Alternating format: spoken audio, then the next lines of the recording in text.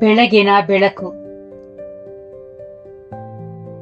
Jubilee ನಿಯಮ ಭಾಗ 3. ಯಾಜಕ ಕಾಂಡ ಅಧ್ಯಾಯ 25. ಇಸ್ರಾಯೇಲಿಗೆ ಒಂದು ಆಳವಾದ ಸತ್ಯವನ್ನು ಕಲಿಸಲು ಯೆಹೋವನು ಜೂಬಿಲಿ ಮಹೋತ್ಸವ ಎಂಬ ಮಾರ್ಗವನ್ನು ಆರಿಸಿಕೊಂಡಿದ್ದನ್ನು ನಾವು ನಿನ್ನೆ ನೋಡಿದ್ದೆವು. ಇಸ್ರಾಯೇಲರ ದೇಶದ ಜೀವನವು ಐಗುಪ್ತದಂತಲ್ಲ. ಐಗುಪ್ತದಲ್ಲಿ ನಷ್ಟವು ಶಾಶ್ವತವಾಗಿತ್ತು ಮತ್ತು ದಾಸತ್ವವು ಸಾಮಾನ್ಯವೆಂಬತ್ತಾಗಿತ್ತು. ಆದರೆ ಯೆಹೋವನ ರಾಜ್ಯದ ನಿಯಮದಲ್ಲಿ ಆತನು ನನ್ನ ದೇಶವನ್ನು ಮರು ಹೊಂದಾಣಿಕೆ ವ್ಯವಸ್ಥೆಯನ್ನು ನಿರ್ಮಿಸಿದನು. ಒಂದು ಕುಟುಂಬವು ಶಾಶ್ವತವಾಗಿ ನುಚ್ಚು ನೂರಾಗಲು ಆತನು ಬಿಡಲಿಲ್ಲ. ಒಬ್ಬ ಶ್ರೀಮಂತನು ಎಲ್ಲವನ್ನೂ ಮಿತಿಯಿಲ್ಲದೆ ನುಂಗಿ ಹಾಕಲು ಆತನು ಅವಕಾಶ ನೀಡಲಿಲ್ಲ. ಜೂಬಿಲಿ ಎಂಬುದು ಸಮಯದ ಚಕ್ರದಲ್ಲಿರುವ ಯೆಹೋವನ ಒಂದು ಮಹಾಕರುಣೆಯಾಗಿತ್ತು. ಈಗ ಈ ನಿಯಮವು ಇನ್ನೂ ಆಳವಾಗಿ ಹೋಗುತ್ತದೆ. ಯಾಜಕ ಕಾಂಡ 25ರಲ್ಲಿ ಭೂಮಿಯನ್ನು ಎಂದಿಗೂ ಶಾಶ್ವತವಾಗಿ ಮಾರಾಟ ಮಾಡಬಾರದು ಎಂದು ಯೆಹೋವನು ಸ್ಪಷ್ಟವಾಗಿ ಹೇಳುತ್ತಾನೆ. ಇದಕ್ಕೆ ಕಾರಣ ಕೇವಲ ಸಾಮಾಜಿಕ ನ್ಯಾಯವಲ್ಲ, ಅದರ ಹಿಂದಿನ ಕಾರಣ ಮಾಲೀಕತ್ವ. ಭೂಮಿಯು ತನಗೆ ಸೇರಿದ್ದು ಎಂದು ಯೆಹೋವನು ಹೇಳುತ್ತಾನೆ. ಇಸ್ರಾಯೇಲರು ಅದರ ಸಂಪೂರ್ಣ ಮಾಲೀಕರಲ್ಲ, ಅವರು ಆತನಿಗಾಗಿ ಕೆಲಸ ಮಾಡುವ ಪರಕೀಯರು ಮತ್ತು ಗುತ್ತಿಗೆ ರೈತರು. ಈ ಕಾರಣದಿಂದಾಗಿ ಪ್ರತಿಯೊಂದು ಭೂಮಿಯ ಮಾರಾಟವು ವಾಸ್ತವವಾಗಿ ಒಂದು ಗುತ್ತಿಗೆಯಂತಿದೆ.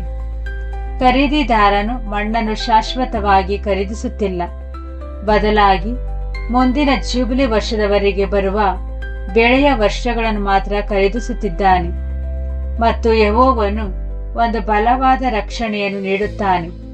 ಪ್ರತಿಯೊಂದು ಮಾರಾಟದ ಸಂದರ್ಭದಲ್ಲೂ ಮಾರಾಟಗಾರನಿಗೆ ಅದನ್ನು ಮರು ಖರೀದಿಸುವ ಹಕ್ಕಿರಬೇಕು. ಆದ್ದರಿಂದ ಒಬ್ಬ ಮನುಷ್ಯನು ಬಡವನಾಗಿ ಭೂಮಿ ಮಾರಿದರೂ ಯೆಹೋವನು ಪುನಃಸ್ಥಾಪನೆಗಾಗಿ ಒಂದು ಬಾಗಿಲನ್ನು ತೆರೆದಿಟ್ಟಿದ್ದಾನೆ. ಇದು ಒಂದು ಮೌನವಾದ ಪಾಠವನ್ನು ಕಲಿಸುತ್ತದೆ. ತನ್ನ ಜನರು ಇದು ನನ್ನ ಭೂಮಿ, ನಾನು ಏನು ಬೇಕಾದರೂ ಮಾಡಬಹುದು ಎಂದು ಯೋಚಿಸುವುದನ್ನು ಯೆಹೋವನು ಬಯಸುವುದಿಲ್ಲ.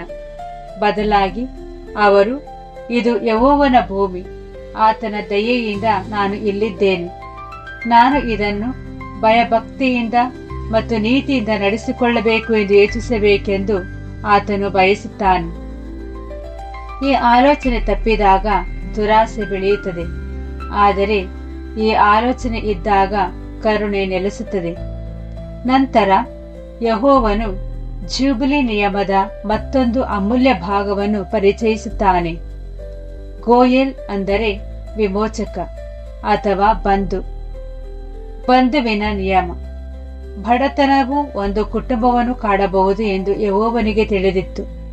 ಒಬ್ಬ ಮನುಷ್ಯನು ತನ್ನ ಪಿತೃಗಳ ಆಸ್ತಿಯನ್ನು ಮಾರುವಷ್ಟು ಕೆಳಮಟ್ಟಕ್ಕೆ ಕುಸಿಯಬಹುದು. ಆಗ ಅವನ ಹತ್ತಿರದ ಸಂಬಂಧಿಯು ಬಂದು ಆ ಭೂಮಿಯನ್ನು ಅವನ ಪರವಾಗಿ ಮರು ಖರೀದಿಸಬೇಕೆಂದು ಯೆಹೋವನು ಆಜ್ಞಾಪಿಸಿದನು. ಒಂದು ವೇಳೆ ಆ ಮನುಷ್ಯನಿಗೆ ಸಹಾಯ ಮಾಡಲು ಹತ್ತಿರದ ಸಂಬಂಧಿ ಇಲ್ಲದಿದ್ದು ನಂತರ ಅವನ ಬಳಿಯೇ ಹಣ ಸೇರಿದರೆ ಆಗಲೂ ಅವನಿಗೆ ಅದನ್ನು ಮರು ಖರೀದಿಸುವ ಹಕ್ಕಿತ್ತು. ಆದರೆ ಆ ಬೆಲೆ ನ್ಯಾಯಯುತವಾಗಿರಬೇಕಿತ್ತು. ಮುಂದಿನ ಜೂಬಿಲಿಗೆ ಎಷ್ಟು ವರ್ಷಗಳು ಬಾಕಿ ಇವೆಯೋ ಅದರ ಆಧಾರದ ಮೇಲೆ ಬೆಲೆಯನ್ನು ನಿರ್ಧರಿಸಲಾಗುತ್ತಿತ್ತು.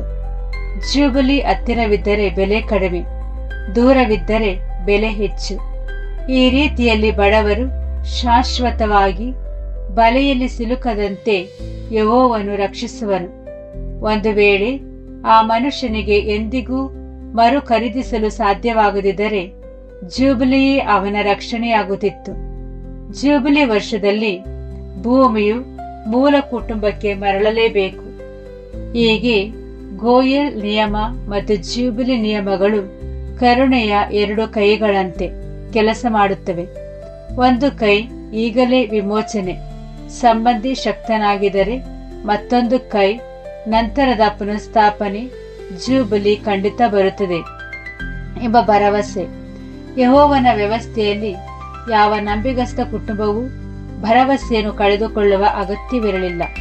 ಸಮಯದ ಮುಳ್ಳೆ ಭರವಸೆಯನ್ನು ಸಾರುತ್ತಿತ್ತು. ನಾವು ದೊಡ್ಡ ಚಿತ್ರಣದ ಸನ್ನಿವೇಶವನ್ನು ಗಮನಿಸಿದಾಗ ಒಂದು ಸುಂದರವಾದ ಸತ್ಯವು ಕಾಣಿಸುತ್ತದೆ. ಯೆಹೋವನು ಇಸ್ರಾಯೇಲರಿಗೆ ಭೂಮಿಯ ಮೇಲಿನ ಅವರ ಪಾತ್ರವನ್ನು ಅರ್ಥ ಮಾಡಿಕೊಳ್ಳಲು ತರಬೇತಿ ನೀಡುತ್ತಿದ್ದನು. ಇಸ್ರಾಯೇಲರು ಯೆಹೋವನ ಹೊಲದಲ್ಲಿ ಗುತ್ತಿಗೆ ರೈತರಂತಿದ್ದರು.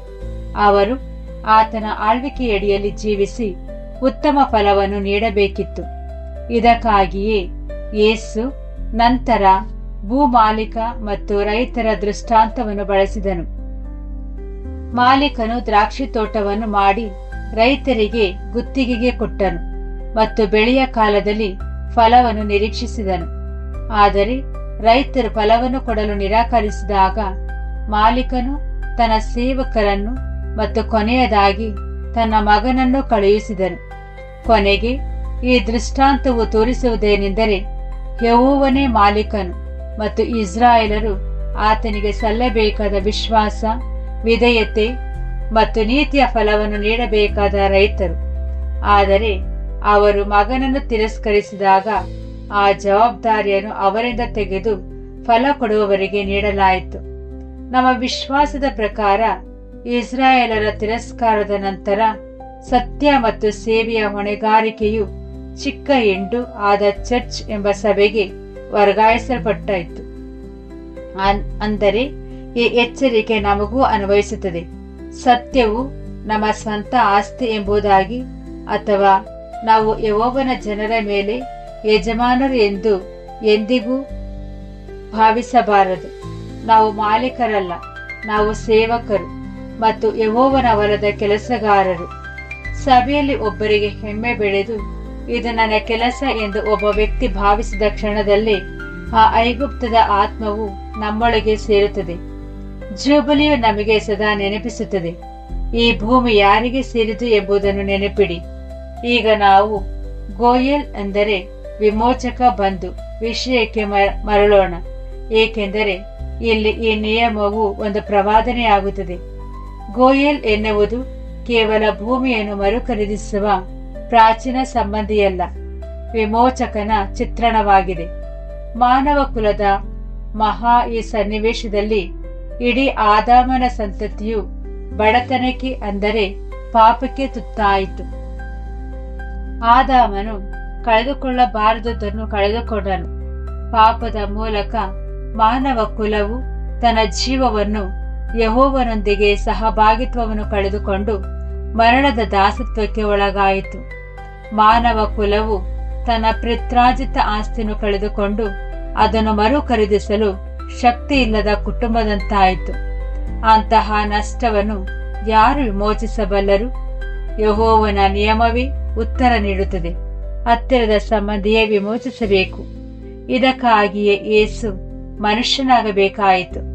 ಆದುದರಿಂದಲೇ ಆತನು ನಮ್ಮ ಬಂಧುವಾಗಿ ನಮ್ಮನ್ನು ವಿಮೋಚಿಸಿದನು. ಆತನು ನಮ್ಮ ಸ್ವಭಾವವನ್ನು ತೊಳೆದನು, ರಕ್ತ ಮಾಂಸಗಳಲ್ಲಿ ಪಾಲುಗಾರನಾದನು. ಆತನು ಕಾನೂನುಬದ್ಧವಾಗಿ ಗೋಯಲ್ ಆಗಲು ಮಾನವ ಕುಟುಂಬದ ಭಾಗವಾದನು. ಇದಕ್ಕಾಗಿಯೇ ಸತ್ಯವಾದ ಹೇಳುತ್ತದೆ, ಆತನು ಮೊದಲು ತನ್ನವರ ಬಳಿಗೆ ಬಂದನು. ಶರೀರದ ಪ್ರಕಾರ ಆತನು ಅವರಿಗೆ ಹತ್ತಿರದ ಸಂಬಂಧಿಯಾಗಿದ್ದರೂ ಅವರು ಆತನನ್ನು ಅಂಗೀಕರಿಸಲಿಲ್ಲ. ಆದರೆ ಆತನನ್ನು ಸ್ವೀಕರಿಸಿದವರಿಗೆ ದೇವರ ಮಕ್ಕಳಾಗುವ ಅಧಿಕಾರ ದೊರೆಯಿತು. ನಾವು ಕ್ರಿಸ್ತನನ್ನು ಒಪ್ಪಿಕೊಂಡಾಗ ಆತನು ನಮಗೂ ಹತ್ತಿರದ ಸಂಬಂಧಿಯಾಗುತ್ತಾನೆ, ಅಂದರೆ ನಮ್ಮ ಗೋಯಲ್ ಅಥವಾ ವಿಮೋಚಕ ಬಂಧು ಆಗುತ್ತಾನೆ. ಆದರೆ ಇನ್ನೂ ಆತನನ್ನು ಒಪ್ಪಿಕೊಳ್ಳದ ಈ ಜಗತ್ತಿನ ಕಥೆಯೇನು? ಆತನು ಅವರಿಗೂ ಹೇಗೆ ಗೋಯಲ್ ಆಗಬಲ್ಲನು?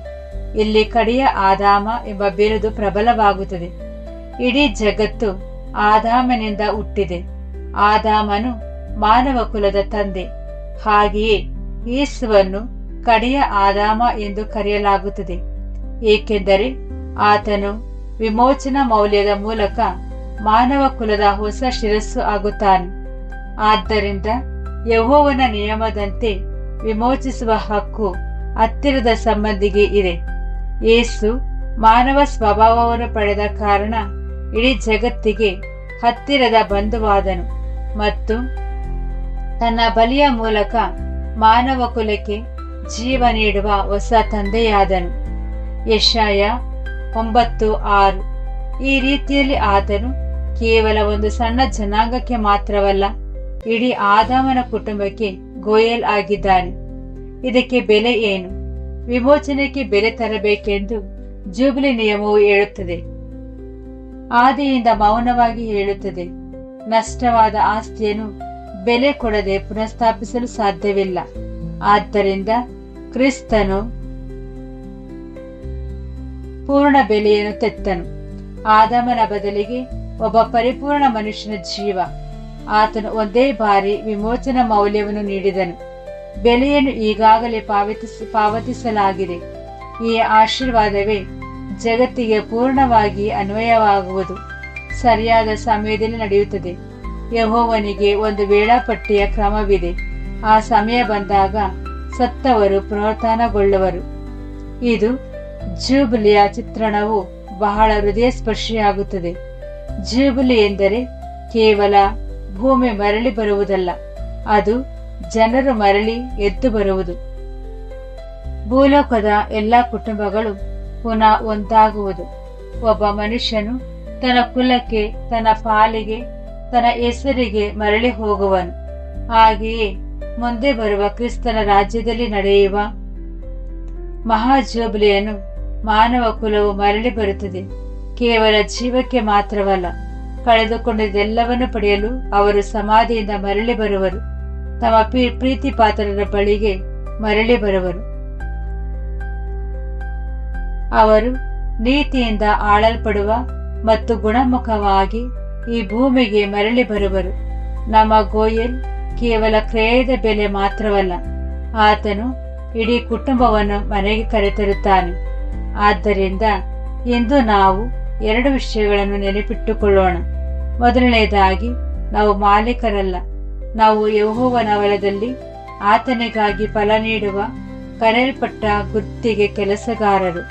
ಎರಡನೆಯದಾಗಿ, ನಮಗೊಬ್ಬ ಗೋಯಲ್ ಇದ್ದಾನೆ, ಈಗಾಗಲೇ ಬೆಲೆ ತೆತ್ತಿರುವ ಮತ್ತು ಪುನಃಸ್ಥಾಪನೆಯನ್ನು ಖಂಡಿತವಾಗಿಯೂ ಪೂರ್ಣಗೊಳಿಸುವ ವಿಮೋಚಕನಿದ್ದಾನೆ. ಜೂಬಿಲಿ ನಿಯಮವು ಯೆಹೋವನು ನಮಗೆ ಹೇಳುತ್ತಿರುವ ಒಂದು ಸಂದೇಶ. ನಷ್ಟವು ಗೆಲ್ಲುವುದಿಲ್ಲ, ದಾಸತ್ವವು ಶಾಶ್ವತವಲ್ಲ. ವಿಮೋಚನೆಯ ಗಡಿಯಾರ ಓಡುತ್ತಿದೆ ಮತ್ತು ಮರುಪಯಣ ಖಂಡಿತ ಬರುತ್ತದೆ. ಮಹಾಜೂಬಿಲಿಯು ತುತ್ತೂರಿಯ ಶಬ್ದವು ಭೂಮಿಯಲ್ಲೆಲ್ಲ ಕೇಳಿಸುವ ದೀನದವರಿಗೆ ಯೆಹೋವನು ಈ ಭರವಸೆಯನ್ನು ನಮ್ಮ ಹೃದಯದಲ್ಲಿ ಉರಿಯುವಂತೆ ಮಾಡಲಿ. ಪ್ರಾರ್ಥನೆ. ತಂದೆಯೇ, ನಿನ್ನ ಕರುಣೆಗಾಗಿ ಮತ್ತು ನಿನ್ನ ವಾಕ್ಯದಲ್ಲಿ ನೀನು ಇರಿಸಿರುವ ಜೂಬಿಲಿ ಭರವಸೆಗಾಗಿ ನಿನಗೆ ವಂದನೆಗಳು. ಆದಾಮ ಮತ್ತು ಅವನ ಸಂತತಿಗಾಗಿ ಸಂಪೂರ್ಣ ಬೆಲೆಯನ್ನು ತೆತ್ತ ನಮ್ಮ ಗೋಯಲ್ ಆಗಿರುವ ಯೇಸು ಕ್ರಿಸ್ತನನ್ನು ನಮಗೆ ನೀಡಿದ್ದಕ್ಕಾಗಿ ಧನ್ಯವಾದಗಳು. ನಿನ್ನ ಹೊಲದಲ್ಲಿ ನಿನ್ನ ಸಮಯವನ್ನು ನಂಬುತ್ತಾ ಉತ್ತಮ ಫಲವನ್ನು ನೀಡುವ ನಿನ್ನ ವಿಧಿಯುಳ್ಳ ಸೇವಕರಾಗಿ ಜೀವಿಸಲು ನಮಗೆ ಸಹಾಯ ಮಾಡು. ನೀನು ವಾಗ್ದಾನ ಮಾಡಿರುವ ಸಂಪೂರ್ಣ ಬಿಡುಗಡೆ ಮತ್ತು ಪುನಃಸ್ಥಾಪನೆಗಾಗಿ ನಾವು ಕಾಯುತ್ತಿರುವಾಗ ನಮ್ಮ ಹೃದಯಗಳನ್ನು ನಂಬಿಕೆ ಮತ್ತು ತಾಳ್ಮೆಯಿಂದ ತುಂಬಿಸು. ಕ್ರಿಸ್ತನ ಹೆಸರಿನಲ್ಲಿ ಬೇಡುತ್ತೇವೆ, ಆಮೆನ್.